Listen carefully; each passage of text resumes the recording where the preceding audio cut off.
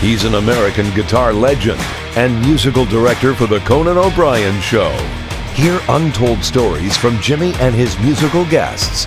They will talk music, its influence, culture, and future on The Green Room with Jimmy Vivino, with special guest Shemekia Copeland.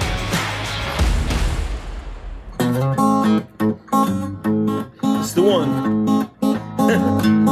Yeah, something going on in the green room, people. Yes.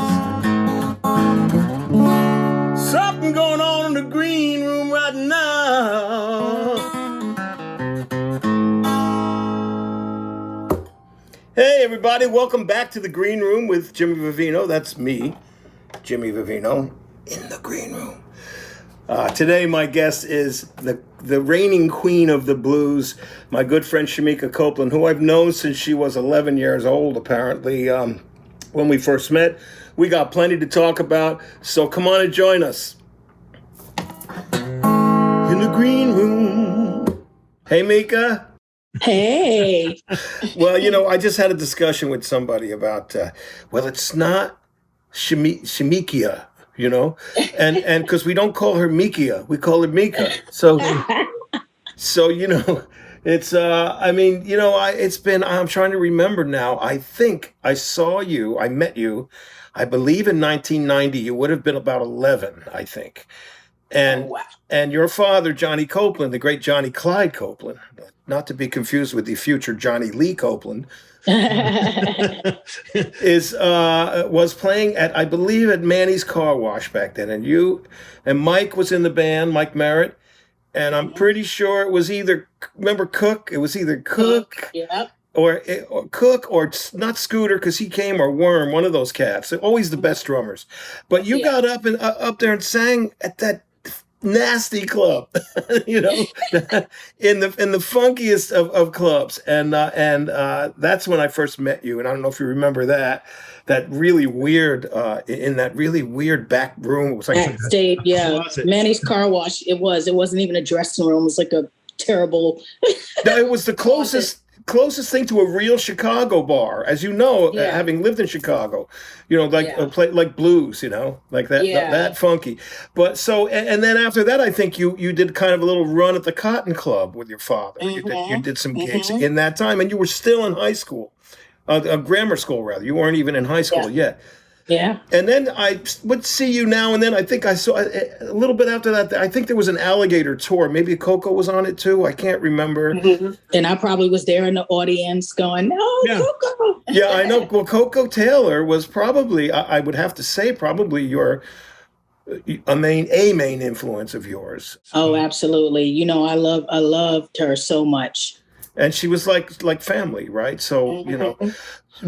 Let's going back to those influences. What do you remember about, you know, did you like mess through your parents' record collection or CDs, or would have been tapes then, or? It was, a lot of cassette tapes and vinyl, you know, so it was a lot of cassette tapes, a lot of vinyl. And yes, I did. I was in them. What do you remember? Like what records were like stand out as?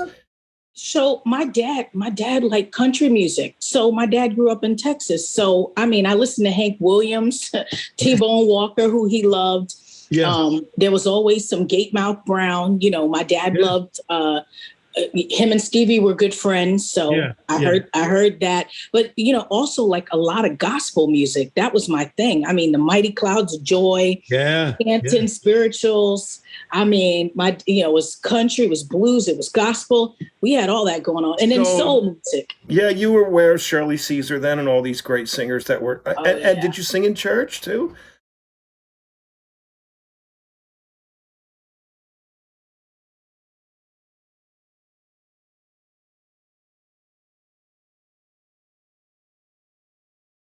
Well, you're somehow connected to a higher power when you do sing. So there is something. It's not about the building. It's about the faith, as we know. You know, and it's about drawing from within, right? I mean, my body is my temple.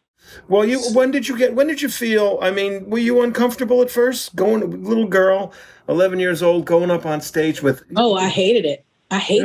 Oh, it was awful. I'll never forget the first time my dad called me up on stage I've told this story many times. I was supposed to be behaving myself at home on Mother's Day because, the Cotton Club is just walking distance from my house. That's right, yeah. And I wasn't and I wasn't behaving myself. So my mom came home and she knew how to punish me. So she made me put on a dress, which for me was a nightmare from hell.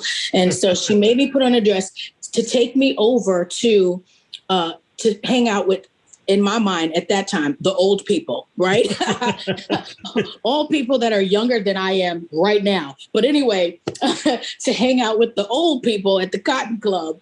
And my dad saw me sitting out in the audience and he started playing this song that me and him did around the house all the time called Stingy. Yeah. And I got a boy, sweet as he can be. The only fault he got that I can see. He too stingy with the love for me. And of course, I didn't know what I was singing about, but but that was the song. And he started playing it, Jimmy. And I just felt my whole body I was like horrified. And I knew he was going to call me up on that stage, and he did. Yeah. And so that was the first time I sang in front of an audience, and it was horrifying. And I didn't get comfortable with performing on stage until I got older. I mean, with every decade, it gets better because, I feel like when you become more secure in yourself and who you are, and you accept yourself, there's nothing stopping you at that point. So for me, with age, it's getting better, being able to be up there and be okay with me, and that's what made it easy. But performing early on, was never. Well, I think I think my opinion of being like sort of a like a second uncle, the Italian. I'm from the Italian side of the family. Your Italian uncle was that you have now become so much more comfortable, even socially, than when I met you when you were a shy kid. And then this voice would come out that it seemed like that's when you were comfortable. When you, but talking to somebody off stage or just, whatever else it was, there was this shy little girl there still, but not when you opened your mouth. It was unbelievable. It was like you were possessed by a much older soul. We'll move forward to 1990. 80? 90, it was 97. 97. You were finishing high school just, right? You're in Teaneck, which is a town, a town that is a soul town. It's the town of, that Kool and the Gang were in, the Isley Brothers were there. It's where it's very close to Englewood, where all the Blue Note records were made. Kool and the Gang were from there. It was a music that was in Jersey. That was where the soul music was. And so you graduated from high school there. Not Dwight. What high school did you go to? Teaneck High School. Teaneck High School. Well, and then so here you are. I don't even know if you're done with high school when we start pre-production on that record. And I'm trying to remember if John Hahn must have brought me in, and Bruce and Mike and Worm and Brian Mitchell ended up being the band for the first two albums. And then we started bringing on people that you were working with, like Arthur, and Donia, people that were in your band, and started mixing it up. And I knew Arthur from the 70s. I knew Arthur in 1972, I think. Wow. Before Blue Angel, before Cyndi Lauper, before all. Wow. And he was a special guitar player to all of us. We said, this kid is better than anybody. He lived in Middle Village, Queens. And now I think he's still sort of your right-hand man. Yeah. I mean, 23 years this year. Yeah. That's crazy, right? Yeah. Oh God. He's just a cut above the rest to me in my life, knowing guitar players. So I'm pretty sure at that point I must have been working with John on some songs. You were actually starting to write at 17. You were starting to write songs. And I think on the second album, maybe you and I actually wrote a song together about the old guitar, the beat up old guitar, which is still one of my favorite songs today. That's such a great song. Still sing it. I think we wrote it in the studio. I don't think we got together outside of the studio to write that. I don't remember.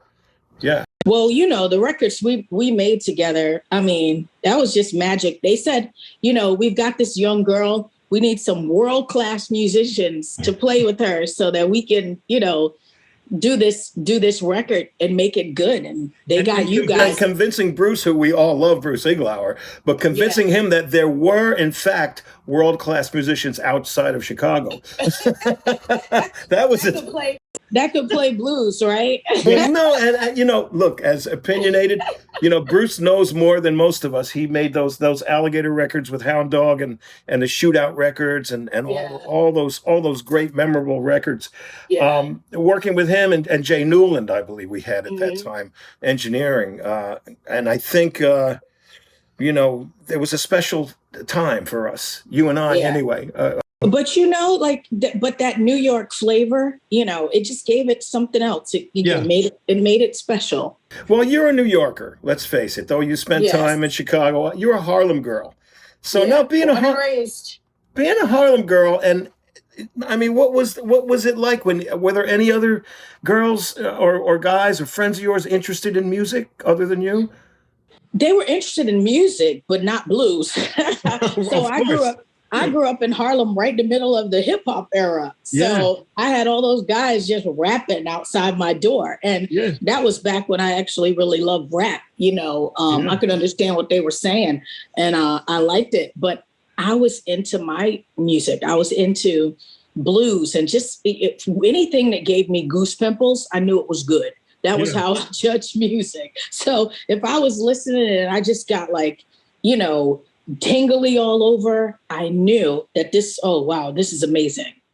Well, and also there was a different, having that around your house, was part of making you feel at home with it. I mean, we have to admit, most kids that grew up in that era didn't have the advantage of having a bona fide blues man around the house, Exactly. Because, and one with such class too. Because Johnny Clyde he used to do this thing when I loved him. He would hit a note and he'd come down like this with his pick, Yeah.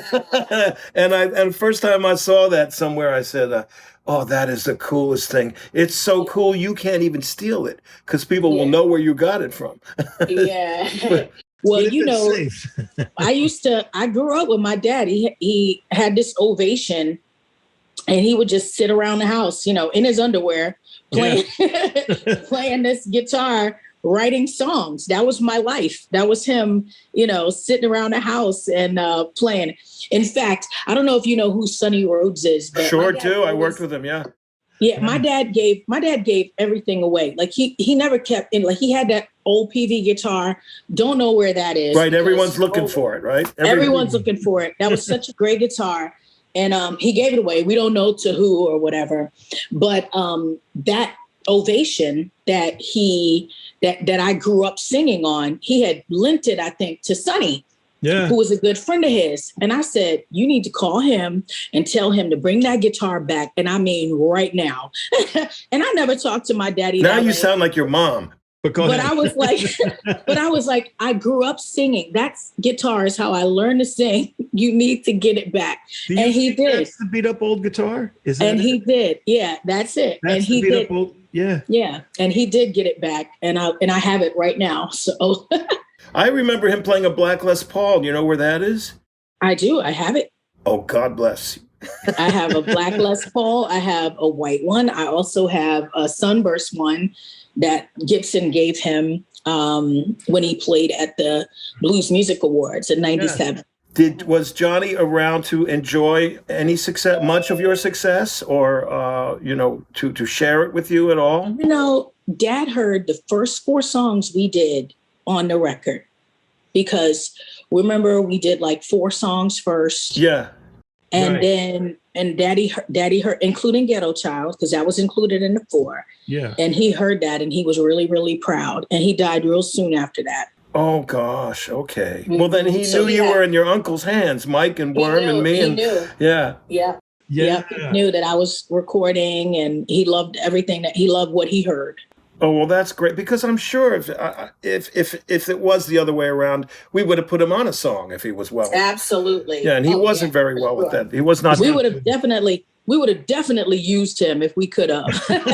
To the full extent.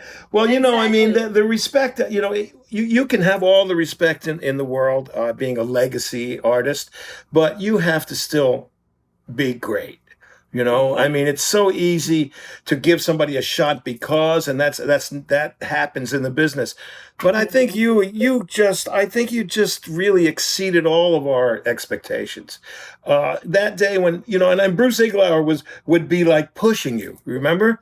He'd be pushing you almost to tears to get the vocal, and he was right. It doesn't matter what Jimmy played or Mike or what the piano's doing, what Mitchell's doing. What matters is that vocal on top of it all, And I believe we cut with you singing at least temps. Yeah.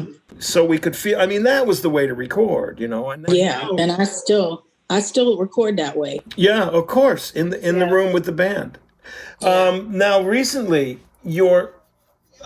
Turn the Heat Up and Wicked I worked on and up until 2000 with you. And then I'm looking this list, Talking to Strangers with Dr. John, with Mac. What an experience to be thrown in with Mac Rebennack. Do you have any stories about him or any recollections? I have so many amazing Mac stories. I miss him so much. I love being in the studio with him. Because he's so chill. He's got he's burning a candle for everything. And let me light this candle. Yeah, man.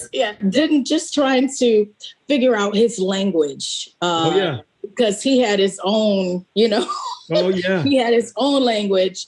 It was really, really great. And I was happy to just spend that time with him because I knew it was special. And I just appreciated it so much. And then right after Steve Cropper, The Soul Truth. And boom, 2 in a row. Completely different kind of energy. It's crazy. You got Dr. John with burning his candles, and he's like this laid back, super chill guy. And then you got Steve Cropper, who's like energy all over the place, at that time. And it was a complete shift. Well, Cropper, Mac, first of all, being from New Orleans, Dr. John is like, you got to do things slower. It's so damn hot.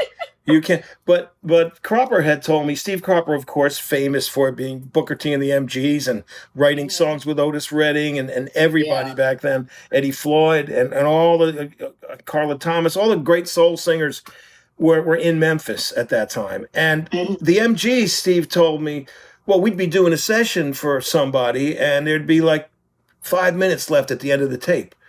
So we would start, boom. And so they had to grab stuff quick. He learned to work really fast, and get in and out without paying for things. But I'm sure that your energy changes with those producers, right? I mean, you kind of adapt to what they're doing. And then after that, a couple more, my God, there's so many more. Then Alligator puts out a deluxe. You're up to a 2011. Well, there's one more, Never Going Back. And then there's all of a sudden, Alligator has a deluxe edition of Shemekia Copeland material to put out. I already have a deluxe record and I'm not even, Yeah. Well, And then, well, we keep going. I followed your career, of course, every record. And then the last two, it seems, America's Child and Uncivil War. In your maturing, you've taken a turn to have a voice that is more than just about, it's 3 a.m., wonder where my baby is, It's closer to the ghetto child or your father's, where your father was going with music, where it's without being political, it's topical. Yes, absolutely. Yeah. I like to pose questions. You know what I mean? And just make people think, and all the while trying to bring people together because that's what this is all about. And I have enjoyed doing this so much. I really feel like I found my calling, and it didn't happen for me until I had my baby because, I talked about issues, social injustice, religious hypocrites, date rape, domestic violence. I mean, I was doing that, but I felt like I was just complaining about everything, not really trying to do anything to help fix it.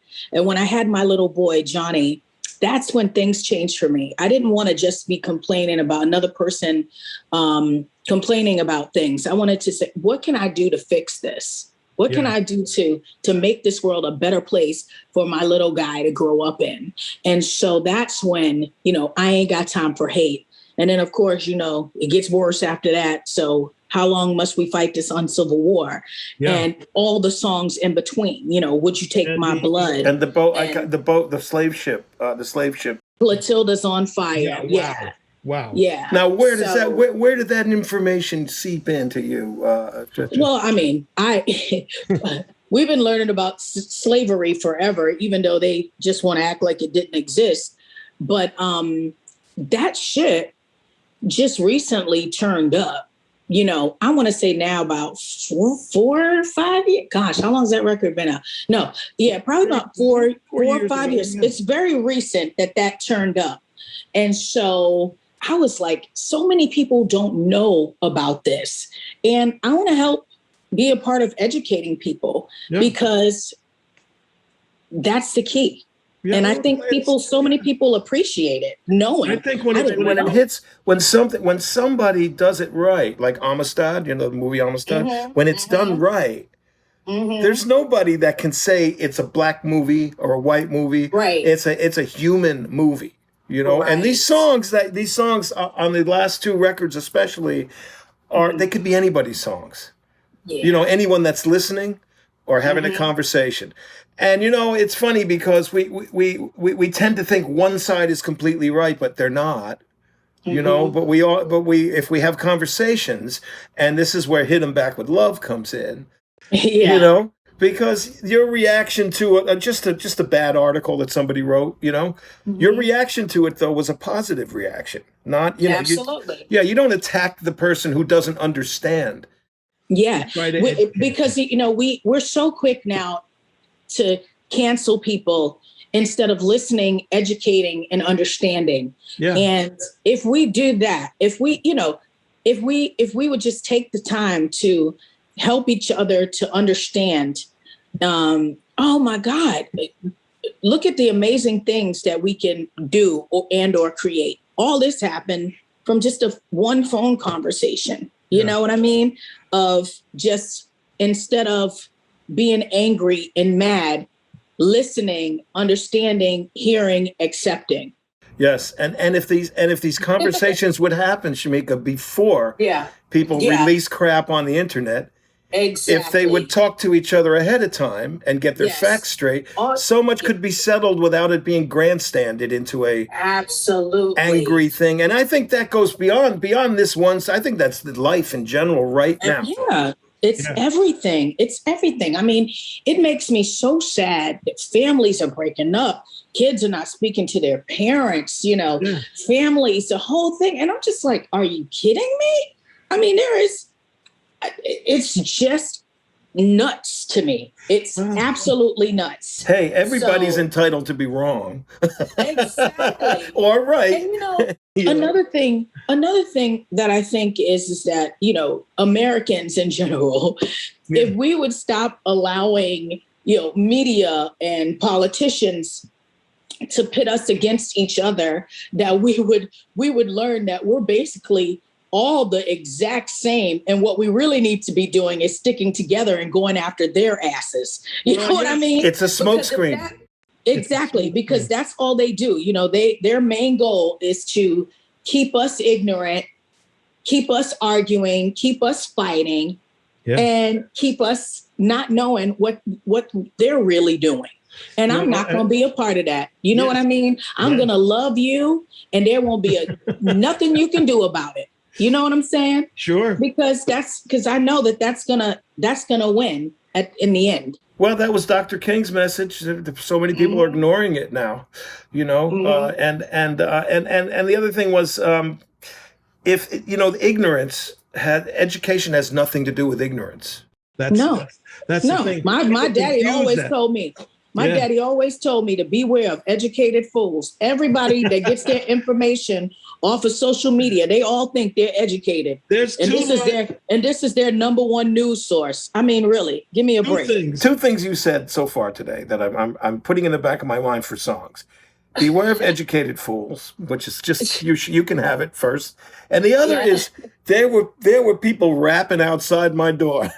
Yeah. Not rapping on the door, but I mean, like it seems so simple, doesn't it, when we just have a conversation. And when this whole thing happened, this whole separating the blues community, this whole little fight, it was a spat that really most people don't know about. Just us. Exactly. We know about it. But I got on the phone to all of my friends, and wanted opinions about it. And we had a lot of conversations. It opened my mind to a lot of things. Wayne Baker Brooks was great. Joe Louis was great. Toronto Cannon was great. Catherine Russell. I think I called you maybe, and I even called Mike and Worm, And I know Mike and Worm are like brothers to me. We go back to the 80s together. And they were giving me points of view that we had never even discussed in our 40 years of friendship. So there's so much you think, well, we know so much surface stuff about people, but when you get down to it, we're all the same. You're absolutely right. And a lot of us are confused right now by the... Exactly. And we can't allow other people to get into our heads and make us so angry and mad, because that blinds you. So instead of having those conversations, you shut down, you don't communicate, and then it's over. Yeah. So, you're raising a son, so you have to think about that. I mean, I did an interview not too long ago, and it was about my Uncivil War record. And he said to me, he was like, shouldn't you be a little bit more angry? So this was a white guy saying this to me, right?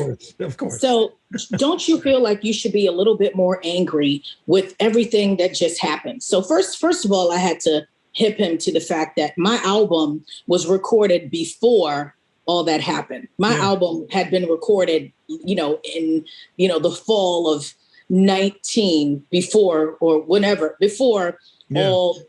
George Floyd and Breonna Taylor and all of that stuff. And I said, but even if it had have happened, and yes, I'm Black in America. I was watching it all. You know what I mean? I do get angry. I do get upset, but I always come back to my place of spirituality everywhere. And I realize that I have to do something to help change what's happening. I have to do something to help change that. And I cannot raise my son, just like you said, in anger, because then he's going to be an angry man running around this country. That's the last thing we need.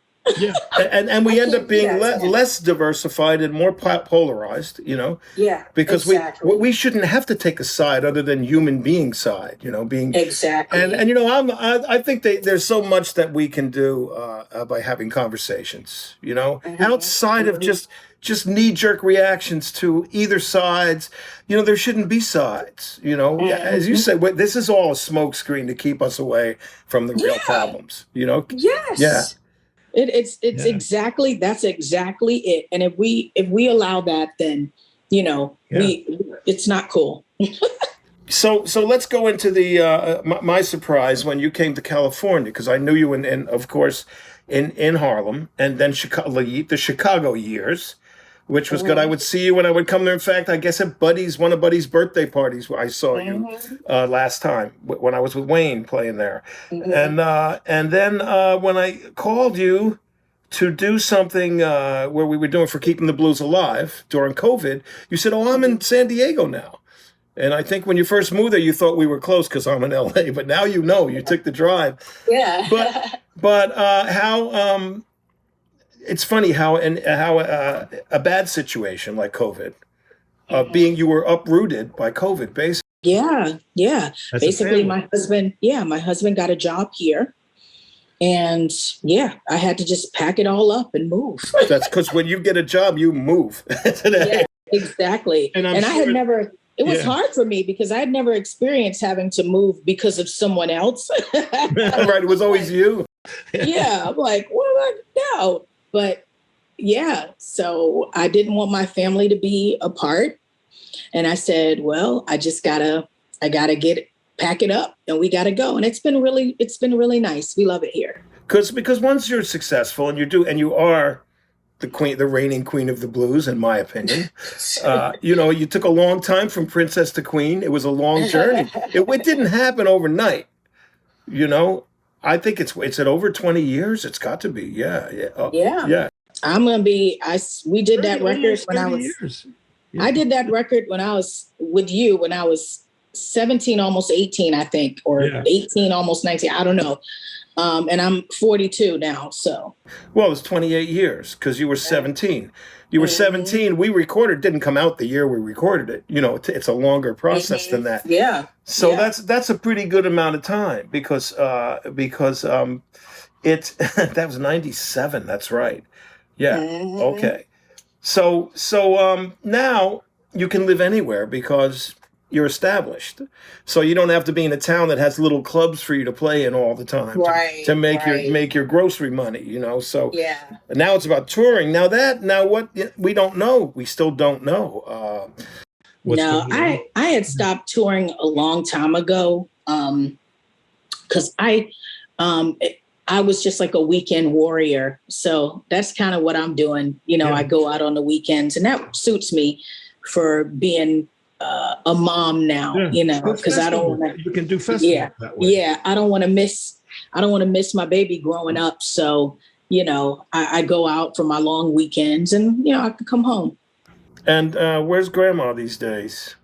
My mom's in Chicago, but she will soon be here. That must be. She is not going to stand there in Chicago while that little boy grows up. No way. That's not happening. And way. He's got that Copeland scowl, that little Johnny. He looks like you, so much like you and Grandpa with his tweety head. Oh yeah, he is, and he acts like Grandpa too. So he's got Grandpa's attitude and confidence, and all that stuff. So writing, does it just come? I mean, I never spoke. No, not for me. No, I am not into writing that much. I mean, I'm grateful that I work with great writers. John Hahn, incredible. Yeah. You recently working with Will Kimbrough and, of course, Dr. John, Steve Cropper. I mean, the list just goes on and on. I think. Did Jason Isbell write with you or just play on your record? Who? Jason Isbell. Did he write? Jason Isbell, he wrote, but not for this record. He played on to write together because he played on Clotilda's on Fire. Yes, he did, and he played very well. Yeah, and now we get into that whole thing. You remember you and I did a show with Across the Great Divide, which was the Blues Society and the Americana Foundation getting together. Now the musicians had no problem getting together, but there were people on the boards of these sort of foundations that were like, the blues doesn't belong in Americana, or Americana doesn't belong in. It's all the same thing. When you talked about Johnny listening to Hank Williams, Chuck Berry and Johnny Johnson would tell me the same thing. We all listened to the Opry where we were down south, and then we got WDIA out of Memphis, It seems that it's a natural thing for them to be. To me, it seems completely natural. And, I feel like sometimes folks hold on to these genres so tight that they just, take the life out of them. You know what I mean? Yeah, I want to own it. I want to smother it. Right. And it's not going anywhere. There's young kids right now, that are on YouTube playing Robert Johnson songs. He is never going to, his music, he's not going anywhere. His music's not going anywhere. Nobody's going to forget that he existed. And we don't have to worry about that, And I wish people would stop acting like this is just going to be, the end if we allow it to evolve and grow, because that's not the case. It's just going to help it to continue. Or that sore spot. When you mentioned that, I said that sore spot hit me where it's like, you can't play that. That's Robert Johnson. you have to play your own people's music. You know, that is divisive. That's divisive. That's or divisive. It divides us further to say one thing. You know, well, I want to hear Leontine Price sing an opera, and I want to hear, you know, I want, you know, and I want to hear Wynton Marsalis playing a Hummel trumpet concerto, you know, and I don't want music to be part of this conversation. Yes. It's supposed to be the thing that stops this conversation. Right. And it's supposed to be has been what's brought us together. I mean, when you look at Booker T and the MGs, or even anything that happened on Motown, you know, black kids and white kids, they didn't care about nothing but dancing to the Temptations. That's right. And the studio musicians were mixed always. Yeah. And when I grew up in Harlem. During that time, it was pretty much all black. The only white people that came to Harlem at that time were coming to my house. That's right. And my dad was always worried, you know, so he'd drive everybody home and stuff like that, because my daddy, we had everybody. If you were a musician, you were welcome. I remember Johnny sitting on the street with the car door open, holding court up in Harlem. You know, he had his driver who's still around, was with him, and we would just sit. We were all sitting around smoking cigarettes, of course, which just wasn't a good thing, but you know, or whatever other kind of cigarettes. But I just remember there was a neighbor. You know, if you were cool with someone in the neighborhood, you were cool. Yeah. You know, and that's the way all neighborhoods are. You know, usually, you know, Dion DiMucci tells me stories, you know, about bringing Frankie Lyman up to the Bronx to his house for a spaghetti dinner, and some of the Italians up there going, what's he doing up here? You know, this goes way back, and it still exists now. It's funny that we haven't gotten past that, you know, and every one of those people owned Frankie Lyman's records. You know, isn't that something? Yeah, it is something that we as musicians don't see it. You know, we don't see it. And it's, I just think the things that should stay out of it are music and sports, out of politics, you know, just because that's where we all go for refuge. We don't need to be, you know, it's sort of an escape, music and sports too. We don't need to be inundated with opinions that, you know, are beyond the game. Exactly. You know, sometimes when people say, oh, you know, you're doing political things and and stuff like that. I'm like, no, I'm doing educational things, and I'm doing things that pose questions. Like, would you take my blood? I would take yours. Would you take mine? You know what I mean? But it's so perfect. They're human things, you know, to me, and that's what I love so much about it. And I love the way they touch people when people come up to me. That's how I know that I found my calling, because when people come up to me and they say, you know, thank you for doing this. You know, I literally had this woman come up to me at a concert after I did that song, Would You Take My Blood? And she said, she hugged me and she was crying. And she said, I'm here with my husband, and my husband's a racist. Well, they came to see, I think I was opening for Robert Cray or something like that. But anyway, she said, he's a racist, and I know he is. And, you know, he's always talked about it, said those words that I don't like. It makes me uncomfortable. And she said, I feel like you changed something in him tonight. And I just want to say thank you for that. Well, see, just one at a time.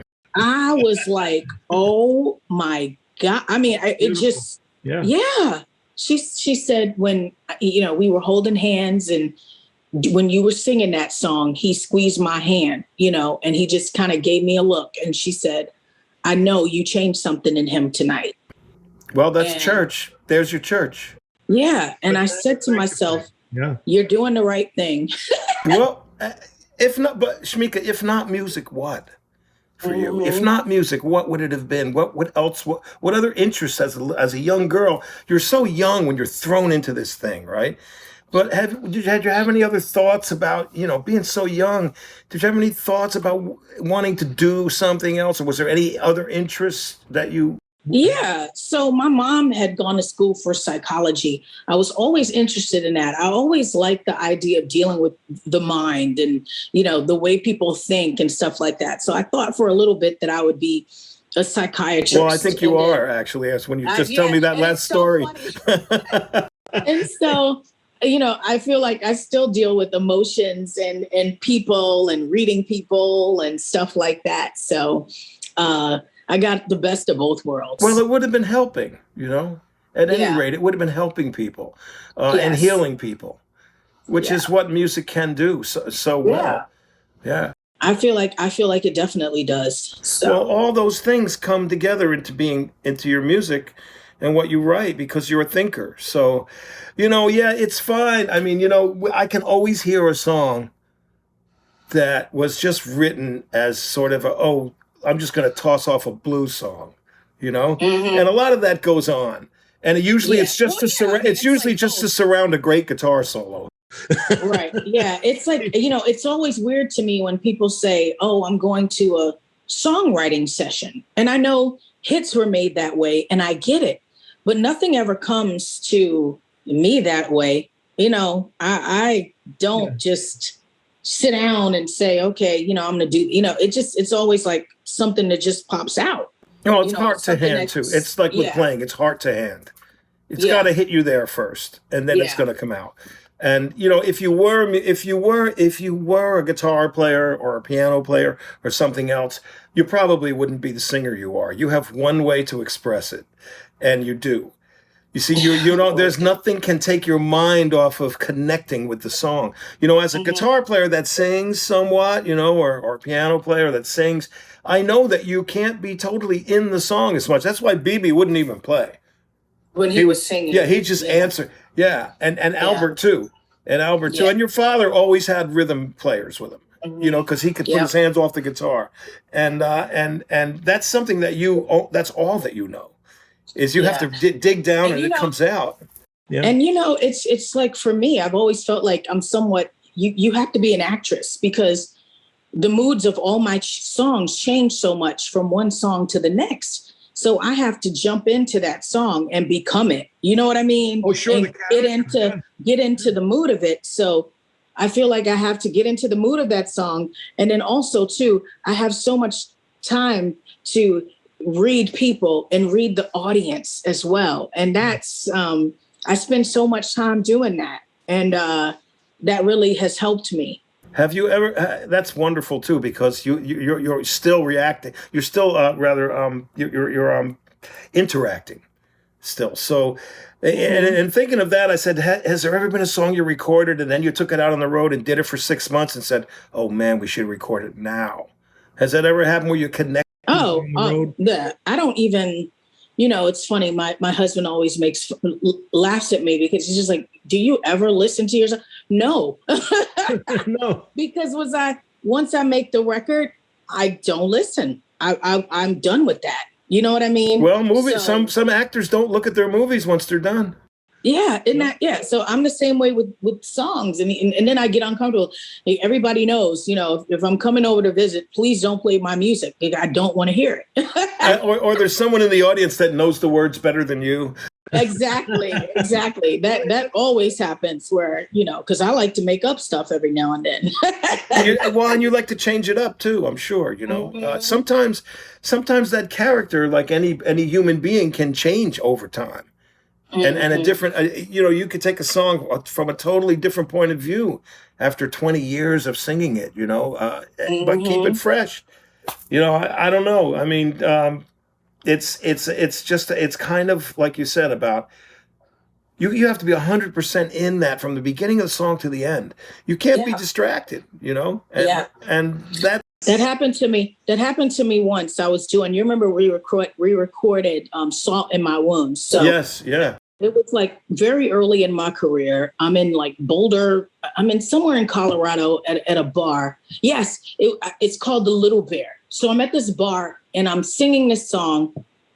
And there's just this weird smell, Jimmy. And I'm like, what is going on? So I'm in the middle of Salt in My Wounds, which is this, intense, song, right? Yep. And I look up and I see all these bras hanging from the ceiling. you know,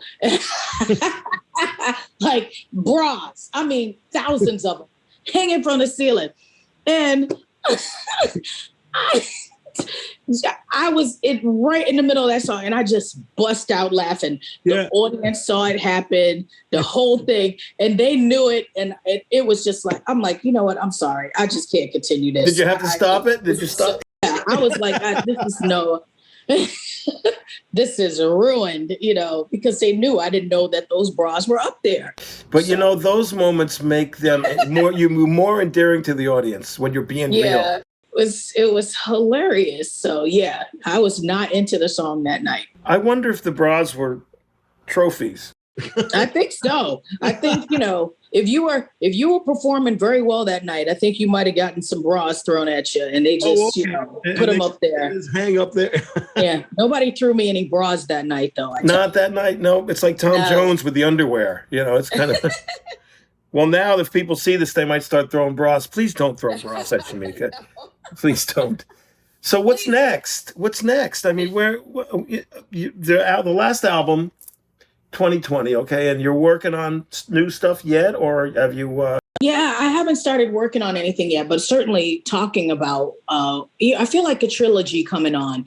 You know, with the other two, with America's Child and Uncivil War. Yeah. So America's Child, Uncivil War, and then, you know, I got another one in me like that. I hope it's not an apocalypse something or other. But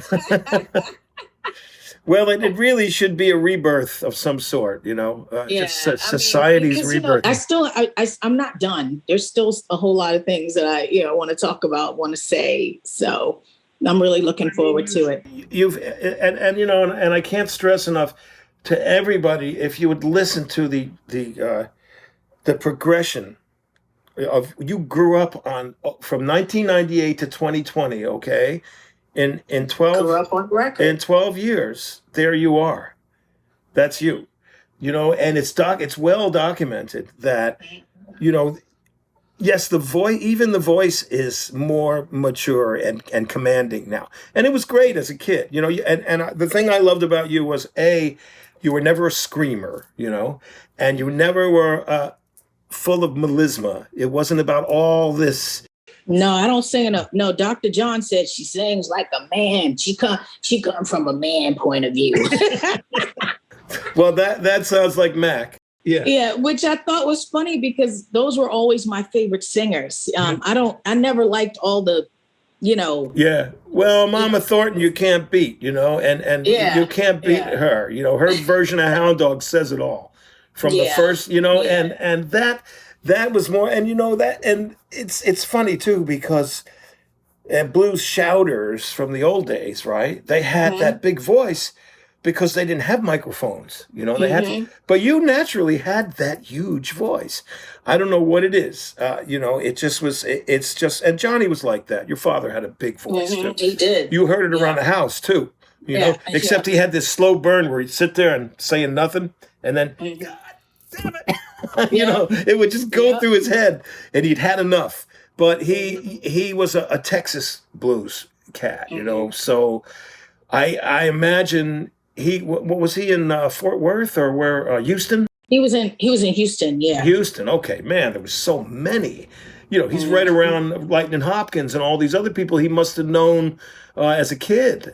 Yeah. Did he come from Dusty? Dusty, who we just lost, and Billy. You know, they told me when they were kids, they would see him playing in the clubs in Houston. Yeah. And so he loved being from Texas and being a Texas bluesman. Oh yeah. He wore that on his sleeve without a doubt, man. You know, and he was right in there with the greatest of them. And did he have any other family that were in music, or was it just Johnny? Just him. Yeah, Johnny Clyde. Well, you know, it's when they talk about life eternal, you know, that life eternal. It's not about reincarnation. It's about he's in you now, Johnny. So we still have Johnny. And Johnny Lee, we still have you and Johnny. It just goes on and on and on. And you never know where that talent's going to pop up. It'll be natural, though, and you'll know it. You won't push it on him, you know. Yeah, no. You know, he may be president instead. He already told me that he's a rock star. He said he is a rock star, now, like he's already one. What does he listen to? Does he listen to moms or not? No, I would never say anything like that. So I don't know where he's getting this stuff from. What music is he into? Oh my God, Jimmy, I got to tell you. So, obviously I'm a blues lady, right? But my husband's a metalhead. Yeah. So my baby listens to everything, but I honestly think he is partial to the metal. Yeah. He loves songs and he loves lyrics. You know what I mean? Yeah. But he definitely loves the rock stuff. So he loves Hit 'Em Back with Love. And he might become a heavy metal blues rapper for all we know. He might be all those things. We need somebody to just put all this together. And that's what's going to happen anyway. Mm-hmm. That's what's happening. I will support him no matter what he wants to do. I just know he's going to be amazing. So I'm grateful God lent him to me. He sent him to you. Yeah, he said, he sent them to me. Thank you so much for being a part of my life for all these years and the future too. And well, I love you more than the fat kid love cake. So, so this has been great. Thanks for having me. Okay, thank you, Shemekia.